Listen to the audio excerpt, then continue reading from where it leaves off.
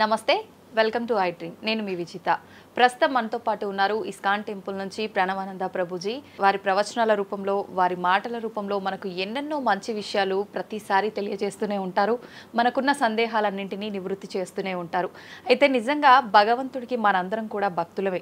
నిజమైన భక్తుడు అంటే ఎవరు, ఎలాంటి లక్షణాలు కలిగి ఉంటారు, మనం ఆధ్యాత్మిక మార్గంలో నడవాలంటే అసలు మన ప్రయాణం ఏ విధంగా మొదలవ్వాలి, ఇలాంటి విషయాల గురించి ఈరోజు మాట్లాడబోతున్నాం. ఇప్పుడు ప్రభుజీతో మాట్లాడి మరిన్ని విషయాలని నివృత్తి చేసుకుందాం. నమస్కారం ప్రభుజీ. నమస్కారం అండి. హరే కృష్ణ ప్రభుజీ. హరే కృష్ణ ప్రభుజీ. నిజంగా భక్తుడు అంటే ఎవరు ప్రభుజీ? భగవంతుడి పట్ల పరిపూర్ణమైన నమ్మకం ఉన్నవాడు భక్తుడు. సుఖాలు వచ్చినా, దుఃఖాలు వచ్చినా, అవమానాలు వచ్చినా, పొగడతలు వచ్చినా, మన జీవితంలో ఏ సిచ్యువేషన్ వచ్చినా సరే మనం భగవంతుణ్ణి ఆశ్రయించి ఆయన పట్ల నమ్మకం ఉన్నవాడు భక్తుడు. చాలాసార్లు ఏమవుతుందంటే అండి, మనకి మంచి జరుగుతున్నప్పటి వరకు వెరీ గుడ్, మనం చాలా భగవద్భక్తులం అని అంటే, కానీ ఏదన్నా చెడు జరిగిపోయింది ఏమనుకోండి, నాకెందుకు ఇలా జరిగింది, నేను ఇంత మంచివాడిని, ఆయన ఎందుకు అలా చేయలేదు, కాబట్టి ఈయన నాకొద్దు అని అంటారు చాలా మంది.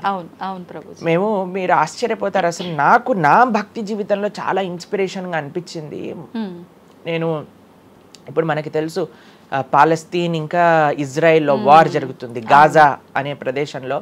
అయితే ఒక ఆవిడ, అసలు చాలా వీడియోస్ చూశాను ఒకదాని తర్వాత ఒకటి, అక్కడ ఉండే వాళ్ళు మొత్తం ఫ్యామిలీ నష్టం అయిపోయినా, పిల్లలు చనిపోయినా, ఏం చేసినా సరే వాళ్ళు ఇలా అంటున్నారనమాట, ఏ అల్లా నువ్వు మాకు ఇది చేసావు కానీ మేము మాత్రం నీకు స్తోత్రం చేస్తాం. వాళ్ళ లాంగ్వేజ్లో వాళ్ళు చెప్తున్నారనమాట, నువ్వు ఏం చేసినా సరే మా మంచికే చేస్తావని నాకు తెలుసు, కాబట్టి ఇంకా ఇంకా మేము మిమ్మల్ని పొగుడుతూనే ఉంటాము. ఆ సిచ్యువేషన్లో కూడా అసలు ఆ నమ్మకం ఎలా ఉంది అని నాకు చాలా ఇన్స్పిరేషన్గా అనిపించింది. అరే ఎంత ట్రూ డివోషన్ వాళ్ళకి ఉన్నది, ఒక నమ్మకం వాళ్ళ దేవుడి పట్ల వాళ్ళకు ఉన్నది. కానీ మనం ఎన్నిసార్లు చాలామంది చూస్తుంటాం. మొన్న నాకు ఎవరో వీడియో పంపించారు, అందులో చెప్తారు, ఒక వెంకటేశ్వర స్వామి ఫోటో ఉంటుందన్నమాట, ఒక ఆవిడ చెప్తారు, ఓయ్ నేను చెప్పింది చేస్తావా లేదా, ఇంకో దేవుడిని తీసుకొచ్చి పెట్టేయాలనా అని అంటుందన్నమాట. అయితే నేను చూసి ఆశ్చర్యపోయాను అనమాట. మనకి ఎందుకు ఇలాంటి ఫేత్, ఇలాంటి నమ్మకం ఎందుకు లేదు? ఎప్పుడైతే మనం ఎంతైతే మనకి ఇన్వెస్ట్మెంట్ చేస్తామో అంతే రిటర్న్ వస్తుంది కదండి. అలానే మన నమ్మకం, మాన అపమానాలు, ఇవి సుఖ దుఃఖాలు, ఇవన్నీ ప్రపంచంలో ఒక భాగం అండి. ఇదంతా జీవితంలో ఒక భాగం. అందుకే మన సనాతన సంస్కృతిలో ఎప్పుడు మంచే ఉంటుంది అని చెప్పారు. అందుకే ఈ ఉగాది పచ్చడి, మన నూతన సంవత్సరం ప్రారంభమైనప్పుడు షడ్రుజోపేతం కదండి, చెప్పుకున్నాం. కాబట్టి ప్రతి ఒక్కటి కొద్దిగా అది కావాలి, కొద్దిగా ఇది కావాలి. కానీ మనం ఏం చేస్తామంటే, ఎవరికైతే అచంచల విశ్వాసం ఉంటుందో భగవంతుడి పట్ల, స్వామి నువ్వేం చేసినా నా మంచే చేస్తావు అనేవాడు నిజమైన భక్తుడు. కాబట్టి ఎక్కడి నుంచైనా ఆ విశ్వాసం, ఆ శ్రద్ధ కానీ మనం నేర్చుకోగలిగితే ఇట్ ఈస్ ఎక్స్ట్రీమ్లీ వండర్ఫుల్ అనమాట. ఆ శ్రద్ధ, స్వామి నువ్వు ఏం చేసినా సరే నేను నిన్నే కొలుస్తా, అటువంటి శ్రద్ధ మన దగ్గర ఉండిందండి, మన దగ్గర ఉండింది. మన పూర్వీకులు, రాజులు, మహారాజులు, అసలు మన సంస్కృతి, సిక్కులు ఎవరైతే మనకి వాళ్ళ జీవితాన్ని త్యాగం చేసేసారు వాళ్ళ ధర్మాన్ని కాపాడుకోవడానికి. మనం చూస్తాం. అసలు ఇప్పుడు ఏంటంటే అండి, నాకు అన్నిటికంటే బాధాకరమైన విషయం ఏంటంటే, ఈ ప్రజెంట్ డే యూత్ ఉన్నారు కదా, వాళ్ళకి మన దేశ సంస్కృతి గురించి తెలియదు, మన దేశ హిస్టరీ గురించి తెలియదు, మన కల్చర్ గురించి తెలియదు, మన ఆధ్యాత్మికత గురించి తెలియదు. తెలుసుకోవాలి అనే ప్రయత్నం కూడా చేయట్లేదు. ఎవరు అసలు దేశాన్ని కాపాడాలనుకుంటుంది? అసలు మన పూర్వీకులు మనకి ఎలాంటి సంపత్తిని ఇచ్చారు? ఏవో టీవీలలో వచ్చే చెత్త చెత్త ప్రోగ్రాములు చూడటము, టైం వేస్ట్ చేసేయటము. ఇప్పుడు మాకు చెప్తున్నారు, ఎవరో బిగ్ బాస్ అనేదో ప్రోగ్రామ్ వస్తుందట.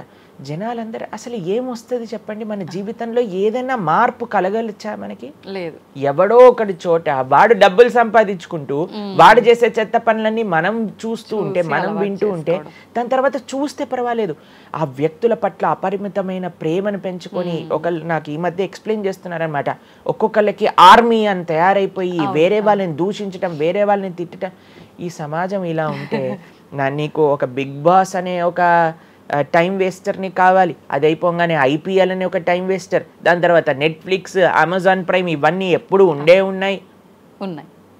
మనకి నిజంగా మేము కొన్నిసార్లు యూత్ని కలిసినప్పుడు అడుగుతామండి, అరే మన దేశ రాజకీయాల గురించి తెలుసా అని అంటే, తెలుసండి. ఎవరి దగ్గర నుంచి తెలుసుకున్నావు అని అంటే ఒక యూట్యూబర్ పేరు చెప్తాడు. ఆ యూట్యూబర్ ఏమో ఎక్కడో వేరే దేశంలో కూర్చొని మన సంస్కృతిని మన రాజకీయాల్ని ఎలా ఒక వేరే దిశగా నడిపించాలో నడిపిస్తుంటారు. వాడివన్నీ వింటూ వీళ్ళు ప్రభావితం అయిపోతారు అనమాట.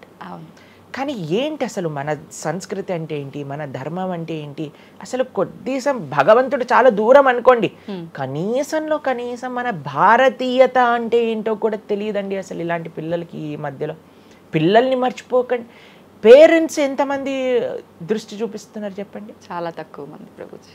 ఎప్పుడు చూడు ఏ సినిమాకి వెళ్దామా, ఏ సీరియల్ చూద్దామా, ఏ రియాలిటీ షో చూద్దామా, ఏ మూవీ సిరీస్ వెబ్ సిరీస్ కొత్తగా రిలీజ్ అయిందా, ఏ ఇన్స్టాగ్రామ్లో వీడియోస్ చూద్దామా, ఇలానే ఉండిపోతే మన దేశం ఎటు వెళ్తుంది, మన రాజ్యం ఎటు వెళ్తుంది, మన సంస్కృతి ఎటు వెళ్తుంది ఒకసారి చెప్పండి. కాబట్టి భక్తి అనేది ఒక ప్రస్తుత సమాజంలో అర్థం చేసుకోవటము అనేది ఎప్పుడైతే ప్రతి ఒక్కళ్ళు తమ దగ్గర ఉండే సమయాన్ని వెచ్చిస్తారో, ఎప్పుడైతే నేను తెలుసుకోవాలి అనే ఒక ఇచ్చ మనసులో ఉంటుందో అప్పుడు మాత్రమే తెలియపడే ఒక అద్భుతమైన జ్ఞానం అండి అది. తత్విద్ధి ప్రణిపాతేన పరిప్రశ్నేన సేవయా అని కృష్ణుడు భగవద్గీతలో చెప్పారు. ఆధ్యాత్మిక జ్ఞానం అంటే ఎలానో అలా తెలుసుకోలేమండి. దానికి సమయాన్ని వెచ్చించాలి, దానికి ఇంట్రెస్ట్ మన లోపల కలిగి సమయాన్ని తీసుకోవాలి. అరే మనకి బిగ్ బాస్ 210లో ఉన్నంత ఇంట్రెస్ట్ టైం, ఐపీఎల్ మ్యాచ్లలో చూడడానికి ఇంట్రెస్ట్ టైం, వెబ్ సిరీస్లు చూడడానికి ఉన్న ఇంట్రెస్ట్ టైం, ఒక గీతా భాగవతం వినడానికి మనం టైం పెడుతున్నామా? లేదు, అసలు అట్లాంటి ఆలోచనే రావట్లేదు కదా. మరి భక్తి అంటే ఏంటి, భగవంతుడు అంటే ఏంటి, భగవంతుడు మనకి ఏం చేస్తున్నాడు, ఇవన్నిటికీ సమయం వెచ్చించాలి కదండి. కాబట్టి అందుకే మనం ఎప్పుడు చెప్పేది, ఒక భక్తుడు అనేవాడు అన్నిటికంటే అదృష్టవంతుడు ఎవరికైతే భగవంతుడి యొక్క కృప అనుభవంలోకి వస్తుందో. అటువంటి అనుభవం కానీ మనం పొందాలి అని అనుకుంటే మనం సమయాన్ని కేటాయించాలి. ఇది చాలా ముఖ్యమైన విషయం. అయితే మనం ఆధ్యాత్మిక ప్రయాణం మొదలు పెట్టాలి అంటే ముందుగా చేయాల్సిన పని, మొట్టమొదటి అడుగు ఆధ్యాత్మిక ప్రయాణం ముందు పెట్టాలి అని అంటే ఇన్స్టాగ్రామ్, వాట్సాప్ని తగ్గించాలి. ఇంతకు ముందు ఏకాదశి, ఇప్పుడు రేపు ఏకాదశి ఉపవాసం అంటే నిర్జల ఉపవాసం అని లేదా పలాహార ఉపవాసం అని అలా చెప్తారు. కొన్ని సంవత్సరాలు అయిపోయాక ఉపవాసం అని అంటే కనీసం ఈ రోజైనా ఫోన్ చూడొద్దు అని చెప్పే రోజులు కూడా వస్తాయేమో అనిపిస్తుంది. ఎందుకంటే ప్రతిసారి కూడా అడిక్టెడ్ జనాలందరూ కూడా వాట్సాప్ వీడియోలు, స్టేటస్లు, ఇన్స్టాగ్రామ్, యూట్యూబ్, టీవీ వీటితో అడిక్ట్ అయిపోయి ఎంత సమయాన్ని వెచ్చిస్తున్నారు. అసలు మీరు అన్నట్టుగా జపం చేయడానికి అడుగురా అంటే జపం చేయడానికి సమయం లేదంటారు, వాట్సాప్ స్టేటస్ మాత్రం చూడడానికి సమయం ఉంటుంది. ఎంత విచిత్రం చెప్పండి. కాబట్టి మనము చాలా జాగ్రత్తగా మొట్టమొదటి అడుగు ఏంటి అని అంటే మనం చెయ్యకూడని విషయాలు పక్కన పెట్టడం. ఏంటి? అక్కర్లేని విషయాలు వినటం, అక్కర్లేని విషయాలు మాట్లాడటం, అక్కర్లేని విషయాల గురించి ఆలోచనలు చేయటం, వీటన్నిటిని పక్కన పెట్టి 4 నియమాలు చెప్పారండి మన శాస్త్రంలో భక్తిలో ముందుకెళ్ళడానికి, ధర్మ మార్గంలో ముందుకెళ్ళడానికి. మద్యం పానం శ్రియాసూన యథా అధర్మశ్చ చతుర్విధం అని భాగవతం చెప్తుంది. 4 రకములైన తప్పుడు అలవాట్లను మనం నిషేధన చెయ్యాలట.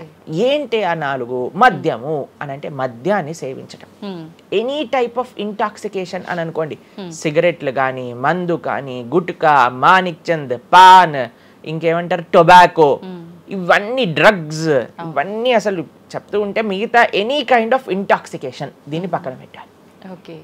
మనం భక్తి మార్గంలో ముందుకెళ్ళాలి అని అంటే చెప్తున్నాను. 2 మద్యం పానం శ్రియ అసూన.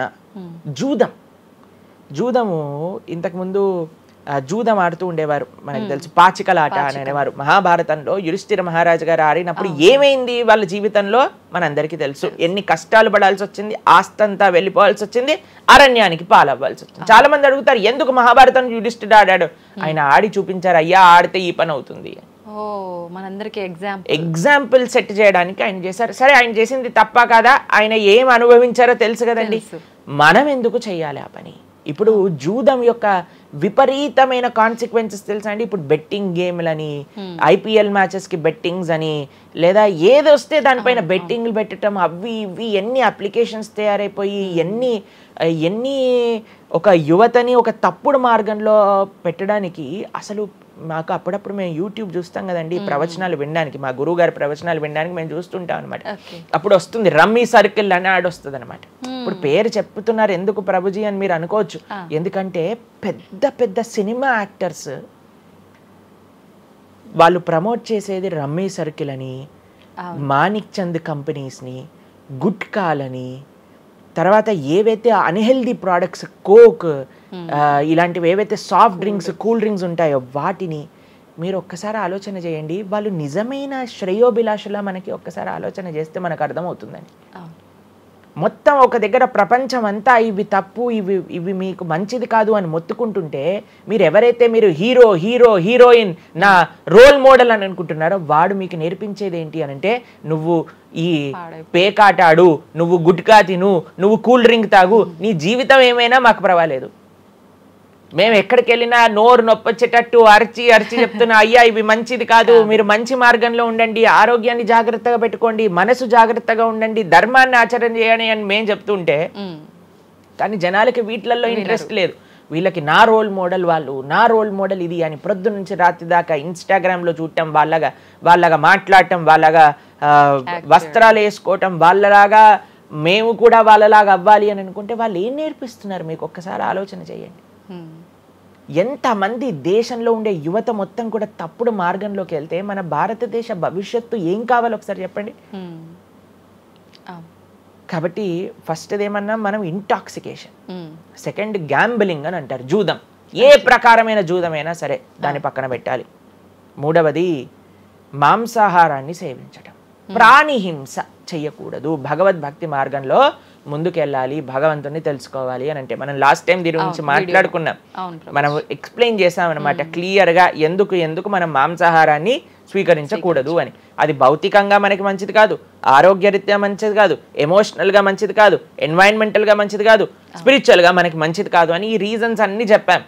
అయితే నిన్నటి రోజున మాకు ఆ వీడియో పంపించారనమాట. సరే ఏమున్నాయి అబ్బా కమెంట్స్లో అని చదువుతుంటే చాలా మంది అన్నారు, రోజు ఈ వీడియో చూడటం వల్ల మేము మాంసాహారం తినటం మానేసాము, మాకు క్లారిటీ వచ్చిందని చాలా కమెంట్స్ ఉన్నాయి. కొంతమంది ఏం రాశారు తెలుసా అండి, మరి ప్లాంట్స్కి, మరి ఆకుకూరలకి, తర్వాత మనం పండించే మొక్కలకు కూడా ప్రాణం ఉంది కదా అని. మీకు ఒక విషయం చెప్తాను, చాలా మంది ఈ ఆర్గ్యుమెంట్స్ చెప్తారండి, నాన్ వెజిటేరియన్ మానేసేయండి అని అంటే మరి మీరు జీవహింస చేయట్లేదా, మీరు కూడా మొక్కల్ని కట్ చేస్తున్నారు కదా అని అడుగుతారు. ఇప్పుడు దానికి 2-3 విషయాలు మీకు ప్రస్తావన చేస్తాను.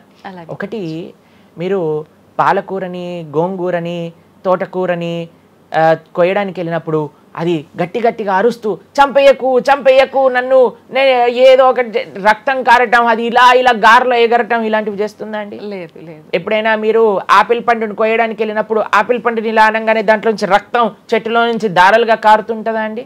అదేమైనా గట్టిగా అరుస్తుందా అని కొంతమంది అంటారు, అది అరుస్తుంది మనకి వినిపించదు. మనకి ఒకసారి అర్థం చేసుకోవాలి, ఒక ప్రాణికి ఒక వెల్ డెవలప్డ్ కాన్షియస్నెస్ ఉన్న వ్యక్తికి, లేదా ఒక పర్సనాలిటీకి, లేదా ఒక ప్రాణికి, లేదా ఒక ప్లాంట్కి ఏంటి వ్యత్యాసము అనేది మనం తెలుసుకోవాలి. దాంతోపాటు ఇంకొక విషయం చెప్తాను, మరి ప్లాంట్స్ని తినచ్చు, యానిమల్స్ని తినకూడదు అని ఏంటి ప్రమాణము అనంటే, భగవంతుడు మనకి ఈ విషయాన్ని ప్రస్తావన చేశారు, స్వామి మనకి ఈ విషయాన్ని ఉపదేశం చేశారు. అయ్యా నువ్వు కేవలం శాకాహారాన్ని మాత్రమే తినవచ్చును, సాత్విక ఆహారాన్ని మాత్రమే తినవచ్చును. ఎక్కడ చెప్పాడు భగవంతుడు? పత్రం పుష్పం ఫలం తోయం యోమే భక్త ప్రయశ్చతి. పత్రం పుష్పం ఫలం తోయం, నువ్వు ఫలములను, తర్వాత ఆకులను, నీటిని, పాలను, వీటితో సంబంధించినవి ఏవైనా సరే తయారు చేయొచ్చు, భగవంతుడికి నివేదన చేయొచ్చు, స్వీకరించవచ్చు. కాబట్టి మన శాస్త్రములు దేన్నైతే యాక్సెప్ట్ చేశాయి, ఇప్పుడు చెప్పాయనుకోండి, సరే ఈ ప్లాంట్స్లలో కూడా ప్రాణం ఉందయ్యా, ప్లాంట్స్ కూడా తినకు అని అంటే ఏం చేస్తామండి? గాలిని పీల్చుకుంటామా? సన్లైట్తో బతుకుతామా మనం ఏమన్నా ప్లాంట్స్ బతికినట్టుగా? ఏదో ఒకటి కావాలి కదా ఆహారం. కాబట్టి అన్నిటికంటే లీస్ట్ హింస, అహింస అంటే అన్నిటికంటే లీస్ట్ హింస ఎక్కడ ఉంటుందో అది. కాబట్టి మనకి శాస్త్రం ఆమోదన చేసింది, నువ్వు ఈ ఏవైతే హర్బివోరస్ అని అంటారు చూడండి, ఏవైతే పశుపక్షాదులు కాకుండా ఏవైతే మొక్కలు ఉంటాయో, ఏవైతే ధాన్యం ఉంటుందో, ఏదైతే ఫలములు ఉంటుందో దాన్ని స్వీకరించు అని. తర్వాత రెండో ఆర్గ్యుమెంట్ ఏం చేస్తారు తెలుసా అండి, నాన్ వెజిటేరియన్ అనగానే మనం కానీ తినకపోతే వాటి పాపులేషన్ మొత్తం పెరిగిపోయి మనల్ని చంపేస్తుంది. అయ్యా నువ్వొక్కడు మారటం చేత ఏమీ అవ్వదు. అవును, మొత్తం మారిపోదు. ప్రపంచం ఎలా వెళ్తుందో కొంతమంది మూర్ఖులు ఉంటారు, ఎంత చెప్పినా మారని వాళ్ళు వాళ్ళ పని చేసుకొని ఇవ్వండి అంతే. భగవంతుడు బ్యాలెన్స్ ని తయారు చేశారండి. ఆ భగవంతుడు ఆ బ్యాలెన్స్ ని క్రియేట్ చేస్తారు. నువ్వు ఆ ధర్మాన్ని ఆచరించకుండా ఉండు. కాబట్టి 3 చూసాం ఏంటి, మద్యం, పానం, స్త్రియ, సూన. ఒకటి intoxication, gambling, meet eating. Last Prabhuji ఒక చిన్న డౌట్, ఇప్పుడు మాంసాహారం తినొద్దు మన శాస్త్రంలో ఎక్కడ తినమని చెప్పలేదు అని అన్నారు కదా, మరి గ్రామ దేవతలకి కోళ్ళు మేకలు ఇలాంటివన్నీ బలిస్తుంటారు కదా, మరి అది ఎక్కడ ఉంది అసలు? మీరు అమ్మవారిని జగన్మాత అని పిలుస్తారు తెలుసా? మీరు ఎప్పుడైనా అంటారా? అమ్మ అంటారు, అంతేనా? ఒక తల్లికి, ఒక తల్లితనంలో మీరు కూడా మదర్ కదండి, మీ పిల్లలకి ఏదైనా ఒక చిన్న బాధ కలిగితే మీరు ఓర్చుకోగలుగుతారా చెప్పండి? లేదు. అస్సలంటే అసలు అలాంటి ప్రస్తావనే తేయకూడదు ప్రభుజీ అని అంటారు. అవును, అంతేనా కదా? మరి జగన్మాత అని మనం అంటున్నప్పుడు ఆ జగత్తుకి తల్లి, జగత్తు మొత్తం అని అంటే ఆ పక్షి, ఆ ప్రాణి కూడా అదే జగత్తులో పుట్టిందే కదా. అంటే ఆ ప్రాణికి కూడా ఆవిడే కదా తల్లి. ఆ తల్లి ముందు మనం ఇలాంటి పనులు చేస్తే అమ్మకి నచ్చుతుందా నచ్చదా చెప్పండి? నచ్చదు. కాబట్టి ఇవన్నీ ఎక్కడొచ్చాయి అని అంటే మధ్యలో ఎక్కడో ఒక చోట కొన్ని తప్పుడు ఆచరణలన్నీ కూడా మన లోపలికి దూసుకొచ్చేసాయి అన్నమాట. కానీ బలి అనేది ఎప్పుడు ఇవ్వకూడదు. సాత్వికమైన ఆరాధన అన్నిటికంటే శ్రేష్టమైన ఆరాధన. ఈ బలులు ఇవ్వటం వీటన్నిటిని తామసిక ఆరాధన అని అంటారు. కాబట్టి మనము ఎంతైతే మీరు బలి అంటే ఏంటో తెలుసా అండి, ఏదో ఒకటి సమర్పణ చేయటము. సమర్పణ చేయటాన్ని, దాంట్లో ప్రాణిని సమర్పణ చేయటం కంటే మనకుండే అహంకారాన్ని సమర్పణ చేస్తే అమ్మవారు ఇంకా ఆనందిస్తారు. మన దగ్గర ఉండే దంభాన్ని సమర్పణ చేసేస్తే, బలిచ్చేస్తే ఇంకా ఆనందంగా ఉంటారు. దంభము అని అంటే గర్వం. అహంకారము, దంభము, ఈ రెండిట్లో వ్యత్యాసం ఏంటో తెలుసా అండి? గర్వము అని అంటే మనం చేసిన దానికి మనం గర్వపడ్డాం అనమాట. నేనే చేశాను, నా అంతటి వాడు లేడు. దంభము అంటే చెయ్యని దానికి కూడా గర్వపడడం. కాబట్టి మనకుండే అభిమానాన్ని, మనకుండే ఆ లోభాన్ని, వీటన్నిటిని అమ్మవారికి సమర్పణ చేయండి, ఇంకా మంచి, ఇంకా ఆనందిస్తారు. అందుకే మనం తల నీలాలు ఇస్తాం. చాలా మందికి తెలియదు అసలు దేవుడు ఏం చేసుకుంటాడండి మన జుట్టుని, డాండ్రఫ్ తోటి ఉన్న జుట్టుని. దేవుడికి ఎందుకు సమర్పణ చేయాలి మనం తల నీలాలు అని అంటే, అయ్యా నేను జుట్టు ఉంటే ఎప్పుడు కూడా ఇలా ఇలా ఇలా హెయిర్ స్టైలింగ్ చేసుకుంటూ నేనేదో చాలా హ్యాండ్సమ్ మ్యాన్, చాలా హ్యాండ్సమ్ ఉమెన్ అనుకుంటూ ఉంటారు కదా అందరు కూడా. అయ్యా నా యొక్క ఆ సెల్ఫ్ కాన్షియస్నెస్ ని సమర్పణ చేస్తున్నా నీ దగ్గర.